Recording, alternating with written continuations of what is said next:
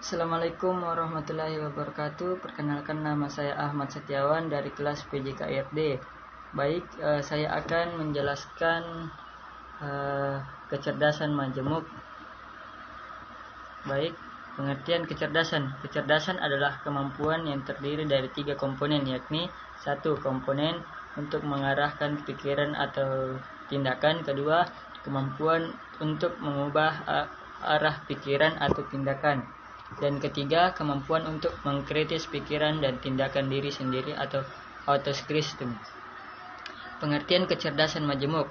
Kecerdasan majemuk adalah pendekatan perkembangan dalam belajar yang ditandai anak tumbuh dan berkembang sebagai suatu keseluruhan.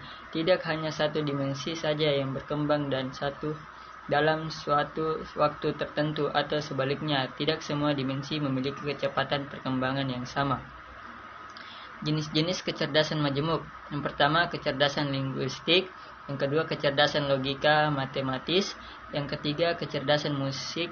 Yang keempat, kecerdasan fasial. Yang kelima, kecerdasan manifestasional.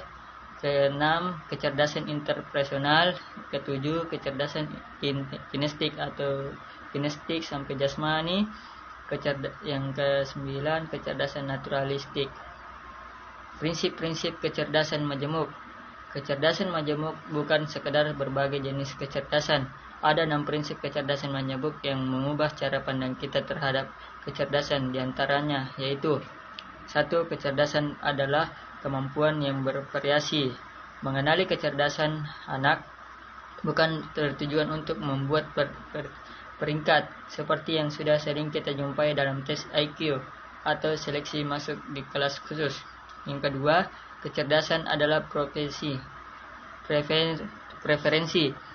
Preferensi dapat diartikan sesuai dalam kesesuaian. Dalam diri setiap anak mengandung berbagai kecerdasan. Yang ketiga, setiap orang memiliki ke-8 kecerdasan. Kecerdasan majemuk tidak bersifat tipikal atau tipe heroiti. Artinya, seseorang tidak hanya memiliki suatu jenis kecerdasan yang sesuai dengan dirinya. Yang keempat, orang dapat mengembangkan setiap kecerdasan hingga mencapai kapasitas yang dibutuhkannya.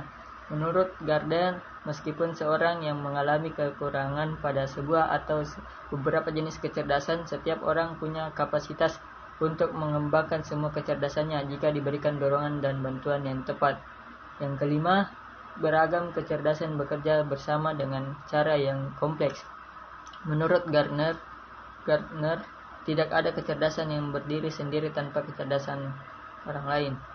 Keenam, ada banyak cara untuk cerdas pada setiap jenis kecerdasan.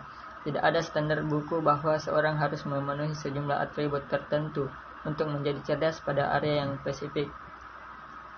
Faktor yang mempengaruhi kecerdasan majemuk. Ada 3 faktor penting yang berkaitan dengan apakah kecerdasan dapat berkembang atau tidak, yaitu: 1. Faktor biologis. Yang kedua, faktor bawaan. Yang ketiga, faktor minat dan pembawaan yang khas. Cara mengembangkan kecerdasan majemuk. 1. Cara mengembangkan kecerdasan linguistik. Beberapa cara yang dapat dilakukan untuk mengembangkan kecerdasan linguistik pada anak dapat dilakukan dengan cara berikut ini. 1. Mengajak anak berbicara sejak bayi. Anak memiliki pendengar yang cukup baik sehingga menganjurkan dia berkomunikasi dan menstimulasi anak dengan mengajaknya berbicara. Yang kedua, membicarakan cerita atau mendongeng sebelum tidur atau dapat dilakukan kapan saja sesuai situasi dan kondisi. Yang ketiga, bermain mengenalkan huruf abjad, kartu, bergambar beserta kosakatanya. Keempat, merangkai cerita dengan memberikan potongan gambar dan membiarkan anak untuk mengungkapkan apa yang dipikirkan tentang gambar tersebut. Kelima, berdiskusi tentang berbagai hal yang ada di sekitar anak. Keenam, bermain peran. Bermain peran dapat dibantu anak mencoba berbagai peran sosial yang diamatinya. Yang ketujuh, mendengarkan dan memperkenalkan lagu anak-anak. Mengajak anak bernyanyi lagu. Kegiatan ini sangat menggembirakan anak. Selain mempertajam pendengaran anak, memperdengarkan lagu juga menuntut anak untuk menyimak lirik dan menirukan sehingga dapat menambah kosakata dan pemahaman. Cara mengembangkan kecerdasan natural. Cara mengembangkan kecerdasan natural dapat dilakukan dengan menerapkan rasa cinta lingkungan dengan tidak menyakiti hewan, merawat tanaman, berhemat air, membuang sampah pada tempatnya, dan kegiatan lain yang dapat diterapkan di sekolah. Cara mengembangkan kecerdasan spiritual. 1. Merefleksikan diri terhadap makna hidup. 2. Mengikuti aktivitas bakti sosial. 3. Menerima dan membuka diri terhadap perubahan dalam hidup. 4. Melakukan kebaikan terhadap orang lain yang dikenal maupun tidak dikenal tanpa pamrih.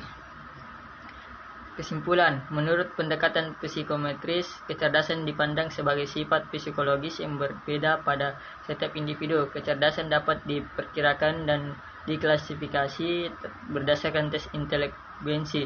Seorang ahli pendidikan lain dari Harvard University bernama Howard Gardner berpendapat bahwa tidak ada manusia yang tidak cerdas. Paradigma ini menentang teori dikotomi cerdas tidak cerdas.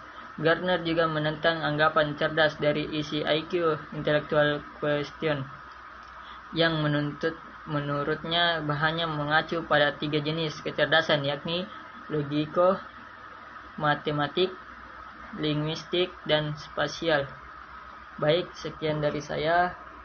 Terima kasih. Assalamualaikum warahmatullahi wabarakatuh.